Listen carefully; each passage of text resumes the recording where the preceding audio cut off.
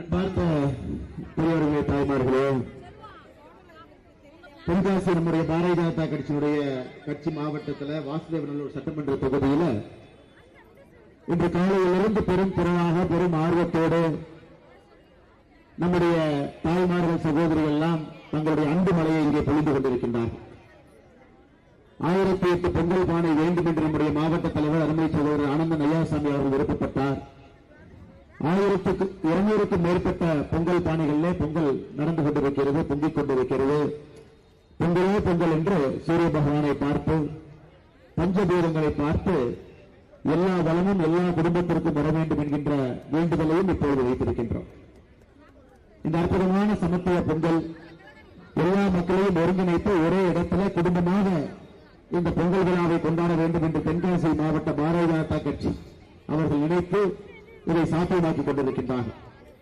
நம்முடைய மாநில தலைவர் பாசத்துக்குரிய என்னுடைய அருமை சகோதரர் நயினார் நாகேந்திரன் அவர்களும் நானும் இருவரும் இன்று டெல்லி பயணம் செய்ய வேண்டி இருந்தது.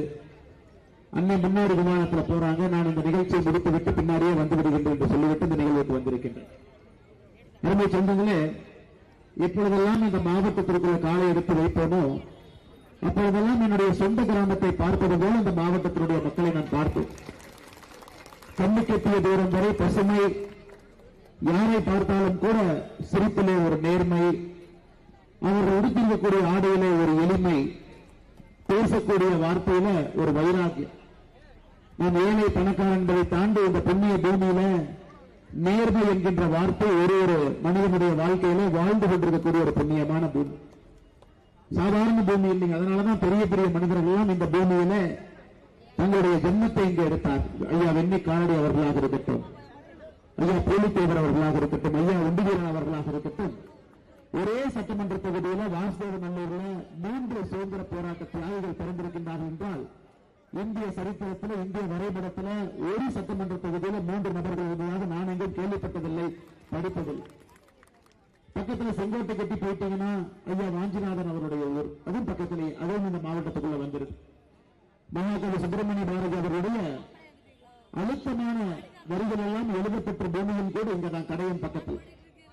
தனி ஒரு மனிதனுக்கு உணவு இல்லை என்றால் இந்த ஜெகத்தினை அழைத்துவோம் என்று ஒரு மனிதன் பசியில் இருக்கக்கூடாது என்று பொங்கி எழுத வார்த்தையும் கூட மகாகவி சுப்பிரமணிய பாரதி அவர்கள் பதிவு செய்தது கடையின் பக்கத்தில். அப்படிப்பட்ட அற்புதமான மனிதர்கள், புண்ணியமானவர்கள் எல்லாம் ஆண்டவனுடைய எண்ணம் நினைக்கிறாங்க, இந்த மண்ணில் பிறந்திருக்க வேண்டும் என்கின்ற ஆணைப்படி இங்கே பிறந்திருக்கின்றார். அந்த புண்ணிய பூமியில நீங்களும் பிறந்திருக்கின்றீர்கள், அதுவும் ஒரு பெரிய பாக்கியமாக நான் அந்த நேரத்தில் பார்க்கிறேன்.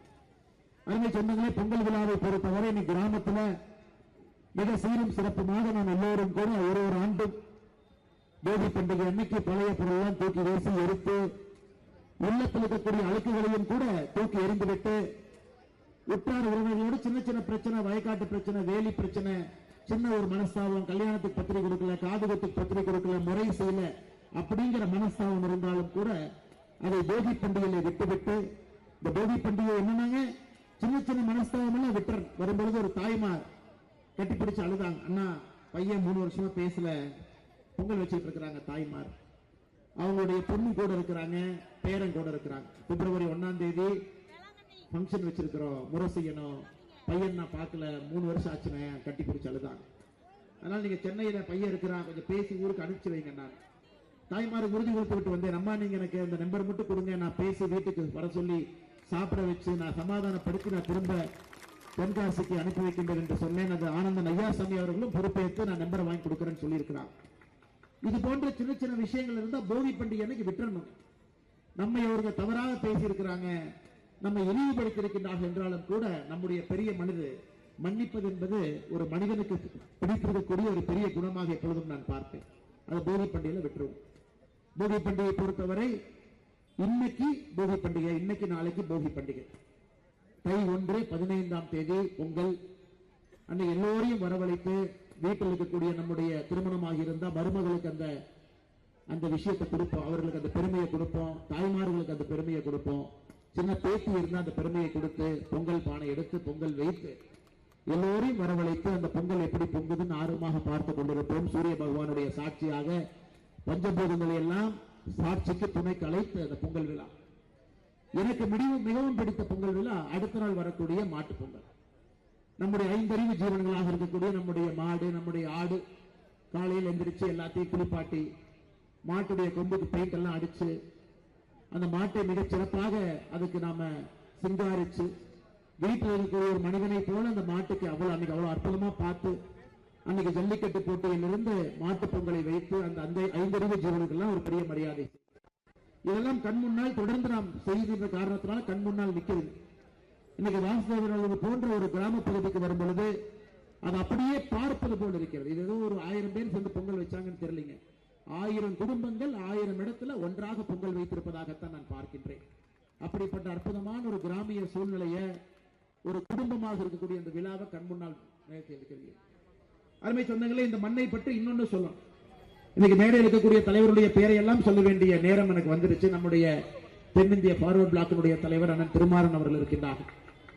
இந்த மாவட்டத்தினுடைய தலைவராக இருக்கக்கூடிய அமெரிக்காவில் தான் பணி செய்த வேலையை விட்டுவிட்டு என்னை முதலாக சந்திக்க வரும் பொழுது நான் சொன்னேன், சகோதரரே, அரசியல் என்பது புழுதிக்காடு. அரசியல் என்பது மற்ற ஊர் மாதிரி தமிழ்நாட்டில் நாகரிகமாலாம் இருக்காது. இங்கே சட்டை கிளியும் ரத்தம் வரும், அவமானங்களை சந்திக்கணும். அதையெல்லாம் தாண்டி நின்றால் மட்டும்தான் மக்களுக்கு நம்மால் ஒரு சின்ன திரும்பனாவது கிள்ளி போட முடியும். அதையெல்லாம் தாண்டி வருவதற்கு தயாரா இருந்தா நீங்க அமெரிக்காவில் வேலையை விட்டுட்டு வாங்கன்னு சொன்னேன். அதே போல நான் அமெரிக்கா சென்றிருந்த பொழுது சியாட்டில் மாநகரத்தில் ஒரு ரோட்டோரத்தில் ஒரு கடையில் நின்று கொண்டிருந்தேன். அப்ப ஆனந்தன் ஐயாசாமி அவர்களும் அவருடைய துணைவியாரும் வந்து சியாட்டில் என்னை பார்த்தார். அப்ப துணையாருக்கு சொன்ன, நல்லா யோசிச்சுக்கணுமா, ஒரு பெரிய வேலையை விட்டுட்டு வர்றீங்க, ஊருக்கு வர்றீங்க, புழுதி காட்டுக்குள்ள வர்றீங்க, இது அவ்வளவு எளிது கிடையாது, யோசிச்சுட்டு வாங்க அப்படி. அதையெல்லாம் யோசித்து விட்டு எல்லாத்தையும் தூக்கி போட்டுட்டு இந்த மண்ணிலே அரசியல் செய்ய வேண்டும் என்று மேடையில் இருக்கக்கூடிய நம்முடைய மூத்த தலைவர்களை வழிகாட்டிகளாக எடுத்துக்கொண்டு பாரதிய ஜனதா கட்சி தென்காசியில எல்லா தலைவரும் ஒரு படி வளர்த்து கட்சியை கொண்டு வந்து நிறுத்தினாங்க. அவர்களோடு நானும் இந்த கட்சி வளர்ச்சிக்கு துணையாக இருப்பேன் என்று சொல்லி புழுதிக்காட்டிலே உங்களோடு இருக்கக்கூடிய அருமை சகோதரர் ஆனந்தன் ஐயாசாமி அவர்களே, இந்த மாவட்டத்தினுடைய தலைவர், அதே போல மேடையின் மீது இருக்கக்கூடிய எல்லா நம்முடைய அருமை மிகுந்த ஆற்றல் மிகுந்த மாவட்டத்தினுடைய பொதுச் செயலாளர்கள் பாலகுருநாதன் அவர்கள், அருள் செல்வன் அவர்கள், பால ஸ்ரீனிவாசன் அவர்கள், மாவட்டத்தினுடைய பொருளாளர் அண்ணன் மாரியப்பன் அவர்கள், வழிநடத்தி கொண்டிருக்கக்கூடிய நம்முடைய மூத்த தலைவர்கள். கட்சி இந்த அளவுக்கு தென்காசியில் இருக்குன்னா இந்த மேடையில் இருக்கக்கூடிய மூத்த தலைவர்கள் கட்டி காத்து ரத்தம் சிந்தி வியர்வை சிந்தி இந்த கட்சியை கொண்டு வந்து நிறுத்திருக்கிறாங்க. அண்ணன் தீனதயாளன் அவர்கள், அண்ணன் அன்புராஜ் அவர்கள், முன்னாள் மாவட்ட தலைவர் அண்ணன் பாண்டித்துறை அவர்கள், முன்னாள் மாவட்ட தலைவர் அண்ணன் ராமராஜ் அவர்கள், முன்னாள் மாவட்ட தலைவர் அண்ணன் ராஜேஷ் ராஜா அவர்கள், எல்லோருடைய பாதத்தை தொட்டு வணங்கி நன்றியை தெரிவிச்சுக்கிறேன். கட்சி இந்த அளவுக்கு உயிர்ப்போடு கொண்டு வந்து நிறுத்திவிட்டு இன்னைக்கு அமைதியாக கட்சி சொல்லி இருக்கக்கூடிய வேலையை ஒரு தொண்டனாக செய்யக்கூடிய மனப்பக்குவத்தில் இருக்கக்கூடிய தலைவர்களுக்கும் நன்றி தெரிவித்து, மாவட்டத்தினுடைய துணைத் தலைவர்கள், மாவட்டத்தினுடைய செயலாளர்கள், மாவட்டத்தினுடைய பொதுக்குழு உறுப்பினர்கள், அணிப்பிரிவு மாநில நிர்வாகிகள், மண்டல் தலைவர்கள், குறிப்பாக இந்த மண்டலுடைய தலைவர் மகாலிங்கம் அவர்கள் உட்பட எல்லா மண்டல் தலைவர்கள், மண்டல் பார்வையாளர்கள், அணிப்பிரிவினுடைய மாவட்ட தலைவர்கள், நம்முடைய அழைப்பை ஏற்று சிறப்பு விருந்தினராக வந்திருக்கக்கூடிய அருமைக்குரிய சாமஜி ஐயா இங்க வந்திருக்கிறாங்க. அவர்களுக்கு என்னுடைய சிறப்பு வணக்கத்தையும் வாழ்த்துக்களையும் ஐயா அவர்களுக்கு தெரிவித்துக் கொள்கின்றேன். எல்லா மேடையிலும் என் கூட இருப்பாங்க, நம்மளோடு இருப்பாங்க, ஐயாவுக்கும் தெரிவித்துக் கொள்கின்றேன். இந்த மண்ணில் இன்னொரு பெருமைங்க ஐயா, நானும் கிராமத்திலிருந்து வந்தனால அதை சொல்றேங்க ஐயா. சமீபத்தில் ஒரு படம் பார்த்தேன். சாதி மதம் சமுதாயம் எல்லாம் தாண்டி மனித ஜாதி என்று வந்த பிறகு என்ன சாதிங்க, ஒரே சாதி மனித சாதி தான். ஆனா கிராமப்புறத்துல நம்ம பிறந்துட்டோம்னா பல வேலிகளை உடைத்து தடைகளை தாண்டி தான் அந்த பையனோ பொண்ணோ மேல வர முடியும். அவங்க எந்த சமுதாயமாக இருந்தாலும் கூட சரி. எனக்கு தென்காசியிலிருந்து ஒரு இளைஞனும் நிமிர்ந்து வெளியே வந்து சென்னையில டெல்லியில நிமிர்ந்து நிற்கும் பொழுது மிகப்பெரிய பெருமை எனக்கு வரும். ஒரு புழுதி காட்டுல ஒரு விவசாய பூமியில அப்பா அம்மா ஆடு வளர்த்து மாடு வளர்த்தி கூலி வேலை செய்து படிக்க வச்சிருப்பான். அதுல அரசு பள்ளியில தட்டு தடுமாறி எங்கேயோ விழுந்து எந்திரிச்சு படிச்சு ஒரு கல்லூரியில படிச்சு அந்த நெஞ்சை முறுக்கி கொண்டு வெளியே ஒரு இளைஞனும் இளைஞியும் தென்காசி விட்டு வரும் பொழுது அதை பார்க்கும் பொழுது நான் ஆனந்தப்படுவேன். எப்படிப்பட்ட பூமியிலிருந்து வர்றாங்க. இந்த உலகத்தை யாரால் மாற்ற முடியுமோ முடியாது எனக்கு தெரியலீங்க. கிராமத்திலிருந்து வரக்கூடிய இளைஞர்களும் இளைஞர்களும் இந்த உலகத்தை மாற்றுவாங்க. காரணம், அவங்க அந்த புழுதிக்காட்டிலிருந்து எல்லாத்தையும் பார்த்துட்டு மேல வந்தவங்க. எங்க தென்காசி மாவட்டத்துல அப்படிப்பட்ட இளைஞர்கள் இளைஞர்கள் எல்லோரும் எல்லா சமுதாயத்திலிருந்தும் பல தடைகளை உடைத்து, கிராமம் என்கின்ற தடையெல்லாம் உடைத்து இன்னைக்கு பெரிய ஆதிக்க சக்தி மனிதர்களாக வருகின்றார். இது ஒரு பக்கம். இன்னொரு பக்கம் ஐயா ஸ்ரீதர் வேம்பவர்கள் போன்றவர்கள் கலிபோர்னியா மாநிலத்தில் மாகாணத்தில் ஒரு பெரிய இடத்துல வாழக்கூடியவர்கள் எதுவும் வேண்டாம் என்று சொல்லி தென்காசியில வாழ்றாங்க. இன்னைக்கு பாதி நேரம் டெல்லிக்கு போனா டெல்லிக்காரங்களுக்கு தென்காசி தெரியுமோ தெரியாதோ, இந்த ஸ்ரீதர் வேம்பு என் தோட்டம் எங்கேன்னு சொல்லுங்க, அட்ரஸ் கொடுங்க. நான் சொல்லுவேன், நீங்க ஸ்ரீதர் வேம்புவை பார்க்கணும்னா முதல்ல தென்காசியினுடைய புழுதி காட்டை பார்க்கணும். தென்காசியினுடைய புழுதி காட்டை பார்த்தீங்கன்னா ஸ்ரீதர் வேம்புடைய தோட்டத்திற்கு சென்று அவரை பார்க்கலாம். அந்த அளவுக்கு இன்னைக்கு தென்காசியினுடைய உயரம் இந்திய அளவில் ஒரு படியாக உயர்ந்து கொண்டிருக்கிறோம். எல்லா இடத்திலும் கூட பாரத பிரதமர் நரேந்திர மோடி அவர்கள் மிக உன்னிப்பாக இன்னைக்கு தென்காசியை பார்த்துக்கிட்டு இருக்கிறார். தென்காசியினுடைய வளர்ச்சி, இன்னைக்கு தென்காசியினுடைய ஆற்றல், தென்காசியில் இருக்கக்கூடிய இளைஞர்களுடைய திறன். ஆனால் அன்பு சொந்தங்களே, எனக்கு பெரிய நம்பிக்கை இருக்குது. இந்த தை திருநாளாம், இந்த பொங்கல் திருநாள் அன்னைக்கு நான் சொல்லக்கூடிய வார்த்தை சத்திய வார்த்தை என்னன்னாங்க, தென்காசியில நல்ல மனிதர்களை நீங்க ஆட்சி பொறுப்புல கொண்டு வந்து உட்கார வைக்கணும். உங்களுடைய சட்டமன்ற உறுப்பினர்களாக, உங்களுடைய பாராளுமன்ற உறுப்பினர்களாக புழுதிக்காட்டை பார்த்தவர்களை நீங்க மிகப்பெரிய பொறுப்புல வந்து உட்கார வைக்கிற காரணம், அவர்களை பொறுத்தவரை அந்த பொறுப்பு என்பது இன்னொரு தம்பி கை கொடுத்து அந்த தம்பியை மேல தூக்குறதுக்கு தான் அவங்களுக்கு அந்த பொறுப்பு. இன்னொரு தங்கச்சி கை கொடுத்து அந்த தங்கச்சியை மேல தூக்கி விடுறதுக்கு தான் அந்த பொறுப்பு. அதுபோல் ஒரு தம்பியும் ஒரு தங்கச்சியும் தென்காசியில கையை பிடித்து பிடித்து கிராமத்திலிருந்து தூக்கி விடும் பொழுது மற்றதெல்லாம் அவங்க பார்த்துக்குவாங்க. அதனால இந்த நடக்கக்கூடிய சட்டமன்ற தேர்தலில் நன்றாக யோசனை செய்து நல்ல மனிதர்களுக்கு நீங்கள் இங்கே வாய்ப்பளித்து வெற்றி பெற செய்ய வேண்டும். குறிப்பாக தேசியவாத சிந்தனை இருக்கக்கூடிய மனிதர்களுக்கு, மண்ணை சார்ந்தவர்களுக்கு, புழுதிக்காட்டை பார்த்தவர்களுக்கு நீங்கள் அந்த வாய்ப்பை கொடுக்க வேண்டும் என்று சொல்லி, அதே நேரத்தில் அருமை சொந்தங்களே, இன்னைக்கு நம்முடைய வாசுதேவநல்லூரை பொறுத்தவரை நான் ஏற்கனவே சொன்னது போல சாதாரண ஒரு ஊர் கிடையாது. ஆணும் பெண்ணும் சமம் என்று சொல்லக்கூடிய, தினமும் பிரதிபலிக்கக்கூடிய அர்த்தநாதீஸ்வரருடைய வடிவமாக இருக்கக்கூடிய கடவுள் இருக்கக்கூடிய ஊர். பராக்கிரம பாண்டியன் அவர்கள் 14ஆம் நூற்றாண்டுல விரிவுபடுத்தி கட்டப்பட்ட கோவில் இருக்கக்கூடிய ஊர். பண்டைய காலத்திலிருந்து ரவிவர்மன் அவருடைய மகனுடைய நோயை குணமாக்கிய சக்தி வாய்ந்த கடவுள் அர்த்தநாதீஸ்வரர் நம்பக்கூடிய பகுதி இருக்கக்கூடிய ஊர். புளியங்குடி எலுமிச்சைக்கு புரிசார் கோயில் என்று சொன்னீர்கள், எல்லோரும் சேர்ந்து இன்னைக்கு புளியங்குடிக்கு வாங்கி கொடுத்திருக்கிறோம். சமீபத்தில் என்னுடைய தோட்டத்தில் அம்மா சொன்னாங்க, கொஞ்சம் மரம் வைக்க வேண்டும் என்று சொன்ன பொழுது புளியங்குடியினுடைய 300 எலுமிச்சை நாத்தை கொண்டு போய் எங்களுடைய தோட்டத்தில் புளியங்குடி எலுமிச்சையை நட்டு வைத்திருக்கின்றோம். 300 மரத்தை இங்கிருந்து கொண்டு போய் நாத்தை நட்டு வைத்திருக்கின்றோம். அதை எப்பொழுதெல்லாம் பார்க்கின்றோம் அப்பொழுதெல்லாம் உங்களை பார்ப்பதாக நான் நிச்சயமாக ஞாபகம் வைத்துக் கொள்ளுவேன். அந்த அளவுக்கு இன்னைக்கு புளியங்குடியினுடைய எலுமிச்சை புவிசாறு வந்த பிறகு ஏற்றுமதி உற்பத்தி திறனில் அடுத்த கட்டம் சென்றிருக்கிறது. இன்னும் பெரிய பெரிய வாய்ப்புகள் எல்லாம் கிடைக்கும் என்கின்ற முழு நம்பிக்கை இருக்கு. அதே நேரத்தில் சில பல ஆண்டுகளுக்கு முன்பே இந்த வாசுதேவநல்லூர் சட்டமன்ற தொகுதி இந்த ஒரு பகுதியை மட்டும் நீங்க எடுத்துக்கிட்டீங்கன்னா, விவசாய நிலம் என்பது இந்த ஒரு பகுதியில் மட்டுமே 1,00,000 ஏக்கர் விவசாய நிலம் இருந்துச்சு. 1,00,000 ஏக்கர் இந்த வாசுதேவநல்லூர்ல மட்டுமே. ஆனா இன்னைக்கு கேட்டீங்கன்னா 1,00,000 ஏக்கர் இல்லை. காரணம் என்னன்னு கேட்டீங்கன்னா, செண்பகவல்லி அணை அதனுடைய தண்ணி முழுமையாக எப்போ உங்க பகுதிக்கு பயன்பாட்டுக்கு வரலையோ, விவசாய நிலமும் கூட குறைய ஆரம்பித்திருக்கிறது. நமக்கு தெரியும், இந்த செண்பகவல்லி அணையை பொறுத்தவரை 1733 இருக்கக்கூடிய அணை. இந்த பகுதியினுடைய சிவகிரி ஜமீனும் திருவாங்கூர் சமஸ்தானமும் ஒப்பந்தம் 1733 போட்டு ஒரு பகுதி தண்ணி முல்லை பெரியார் அணைக்கும், ஒரு பகுதி தண்ணி வாசுதேவநல்லூருக்கும் வர வேண்டும் என்று கர்மவீரர் காமராஜர் ஐயா இருக்கும் பொழுது 1962 அணையில பிரச்சனை வந்த பொழுது சரி பண்ணாங்க.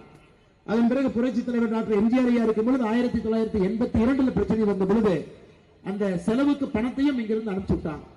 ஆனா கேரளாவுடைய கம்யூனிஸ்ட் ஆட்சி இன்னைக்கு நைசா அந்த அணையை வனப்பகுதிக்குள்ள கொண்டு வந்து எந்த விதமான வேலையும் செய்ய மாட்டோம், இந்த அணை பழுதாகி விட்டதனால் தண்ணீர் கொடுக்க மாட்டோம் என்று சொல்லி இருக்கின்றார்.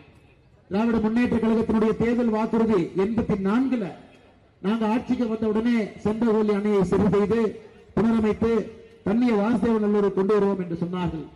எந்த ஒரு திரும்ப கூட அவங்க கிள்ளி போல். நம்முடைய முதலமைச்சர் ஐயா ஸ்டாலின் அவர்கள் 5 முறை கேரளாவுக்கு போயிருக்கின்றார். பினராயி விஜயன் அவர்களை சந்தித்திருக்கின்றார். 5 முறையும் கூட செண்பகவல்லி அணையை பற்றி அவர் பேசலை. அருமை சொந்தங்களே, இதை நம்ம செய்யணும். நம்முடைய ஆட்சி வரும் பொழுது நம்முடைய முதல் வேலை என்பது மத்திய அரசினுடைய துணையை கொண்டு கேரளாவுடைய ஆட்சியாளர்களுக்கு அழுத்தம் கொடுத்து செண்பகவல்லி அணையை சீர் செய்து மறுபடியும் அந்த ஒரு பகுதி தண்ணீரை வாசுதேவநல்லூர் கொண்டு வந்து, எப்படி இந்த புண்ணிய பூமி பச்சை அழிஞ்சுக்கிட்டே வருதுங்க ஐயா. ஒரு முறை வரும் பொழுதும் கூட அந்த பச்சை என்பது குறைவாக தெரிகிறது. காரணம், இளைஞர்கள் விவசாயத்திலிருந்து வெளியே போறாங்க, தண்ணி இல்லை. மறுபடியும் தண்ணியை கொண்டு வரும் பொழுது மட்டும்தான் இளைஞர்கள் உள்ளூர்ல தங்குவாங்க. விவசாயத்துக்காக உள்ளூர்ல தங்குவாங்க. இளைஞர்களை உள்ளூர்ல தங்க வைக்க வேண்டும் என்றால் இந்த செண்பகவல்லி அணை மிக மிக முக்கியம். அது நிச்சயமாக நாம் ஆட்சிக்கு வரும் பொழுது செய்வதற்கான எல்லா முயற்சியும் கூட நாம் எடுப்போம். அது மட்டும் இல்ல அருமை சொந்தங்களே, தென்காசியை பொறுத்தவரை கனிம வள கொள்ளை மிக அதிகமாக நடக்கக்கூடிய ஒரு பகுதியாக இருக்கிறது. இந்த பகுதியினுடைய இயற்கை வளங்கள் எல்லாம் சுரண்டப்பட்டு அண்டை மாநிலம் கம்யூனிஸ்ட் ஆளுகின்ற கேரளாவுக்கு போகிறது. அதையும் கூட தடுத்து நிறுத்த வேண்டிய கடமை இருக்கு. திமுக சுற்றுச்சூழல் அணியினுடைய துணை அமைப்பாளராக இருந்து வந்த கடையம் சந்திரசேகர் அவர்கள் 2 நாளைக்கு முன்பு இந்த கட்சி பொறுப்பிலிருந்து விலகுவதாக சொல்லியிருக்கின்றார். ஆச்சரியம் என்னன்னா, அவர் திமுகவுடைய பொறுப்பில் இருக்கக்கூடிய அவர் பேட்டி கொடுக்கும்போது டிவியில பார்த்தேன், எங்க ஊர்ல கனிம வள கொள்ளையை திமுக ஆட்சியினால தடுத்து நிறுத்த முடியல, அதை எதிர்த்து என்னுடைய பொறுப்பிலிருந்து ஒரு திமுகவினுடைய தொண்டனாக வெளியே வருகின்றேன் என்று கடையம் பகுதியினுடைய சந்திரசேகர் அவர்கள் சொல்லியிருப்பதை பார்க்கும் பொழுது எனக்கும் கொஞ்சம் ஆச்சரியமா தான் இருந்துச்சு. அப்ப திமுகலையும் கொஞ்சம் நல்லவர்கள் இருக்கத்தான் செய்வாங்களாட்டு இருக்குது. திராவிட முன்னேற்ற கழகத்திலேயும் மனசாட்சி இருக்கக்கூடிய சில மனிதர்கள் இருக்கின்றார்கள் என்று பார்த்து சந்தோஷப்பட்டேன். ஆனால் அருமை சொந்தங்களே, இந்த அரசியல் பேசக்கூடிய நிகழ்வு இல்ல, இருந்தும் கூட உங்களுக்கு ஞாபகப்படுத்துகின்றேன், அரசியலும் முக்கியம். ஏன்னா அரசியல் இருந்தா இது தமிழர் பொங்கல், அரசியல் நல்லா இருந்தா தான் தமிழர் பொங்கல், அரசியல் சரியா இல்லைன்னா இது திமுக பொங்கலாக மாறி வெறும் இலவசத்துக்காக மக்களை கூட்டி வந்து ஆடு மாடுகளை போல் நிறுத்திக் கொண்டிருக்கின்றார்கள். அதுவும் நம்முடைய பகுதியில நடத்துவதற்கு நாம் அனுமதிக்க கூடாது. கம்பீரமாக நம்முடைய தாய்மார்களை முன்னிறுத்தி ஒரு பொங்கல் இருக்க வேண்டுமே தவிர அரசியல் காரணங்களுக்காக ஒரு பொங்கல் நடத்தக்கூடாது. அது தவறான ஒரு முன்னுதாரணத்தை வைத்துவிடும். அதனால் மிக அன்போடு பாசத்தோடு பூரிப்போடு இங்க இருக்கக்கூடிய எல்லா தாய்மார்களும் அவங்க கண்ணுல வரும்பொழுது கண்ணீரோடு இருந்தாங்க. அது ஆனந்த கண்ணீர், பொங்கல் வைக்கிறதுனால வரக்கூடிய ஆனந்த கண்ணீரோடு இருந்தாங்க. எல்லா தாய்மார்களும் கூட நம்முடைய அழைப்பை ஏற்று பொங்கல் பானைக்கு பொங்கல் வைத்து பொங்கலோ பொங்கல் என்ற நம்மோடு சொல்லி ஆனந்த கண்ணீரோடு இந்த பொங்கல் விழாவிலே பங்கேற்றுக் கொண்டிருக்கின்றார்கள். வந்திருக்கக்கூடிய எல்லா தாய்மார்களுடைய பாதத்தை தொட்டு வணங்கி தென்காசி பாரதிய ஜனதா கட்சி சார்பாக, மேடையில் இருக்கக்கூடிய தலைவர்கள் சார்பாக, என்னுடைய சார்பாக அவர்களுக்கு நன்றி தெரிவித்து, புழுதிக்காட்டிலிருந்து நல்லவங்க வரணும், நல்ல ஆட்சியாளர்கள் வரணும், எல்லா சமுதாயத்திற்கும் பொதுவாக இருக்கக்கூடியவங்க வரணும், எல்லா சமுதாயத்தையும் உயர்த்தி கொண்டு போகணும், தென்காசியை உயர்த்தணும், நிறைய இளைஞர்களுக்கு வேலை வாய்ப்பை உருவாக்கணும். ஒரு ஆனந்தமான தென்காசி இந்தியாவிற்கு முன்மாதிரியா இருக்கும். இந்தியாவுக்கு நகரம் இருக்கு, கிராமம் இருக்கு. ஆனா எந்த ஒரு பகுதியும் கிராமத்துல நகரத்தில் இருக்கக்கூடிய வசதி இருக்கக்கூடிய பகுதியை நான் அதிகமா பார்க்கல. தென்காசியில் அதை கொண்டு வரணும். கிராமமாகவே இந்த ஊர் இருக்கலாம், ஆனா நகரத்தில் இருக்கக்கூடிய வசதியை தென்காசிக்கு வாசுதேவ நல்லூர் கொண்டு வரலாம். அது இந்தியாவுக்கு இலக்கணமா இருக்கும். அது நிச்சயமாக நாம் செய்வோம் என்று சொல்லி வந்திருக்கக்கூடிய எல்லோருக்கும், பத்திரிகை நண்பர்களுக்கு குறிப்பாக அவர்களுக்கும் பொங்கல் வாழ்த்துக்களை தெரிவித்து, எல்லோருக்கும் என்னுடைய பொங்கல் நல்வாழ்த்துக்களை தெரிவித்து உரையை முடித்துக் கொள்கின்றேன். நன்றி, வணக்கம். பாரத் மாதா கி ஜெய். நமது மாவட்ட தலைவர், நமது மாவட்டத்தின் சார்பாக சகோதரன் தேசிய பொதுக்குழு அண்ணாமலை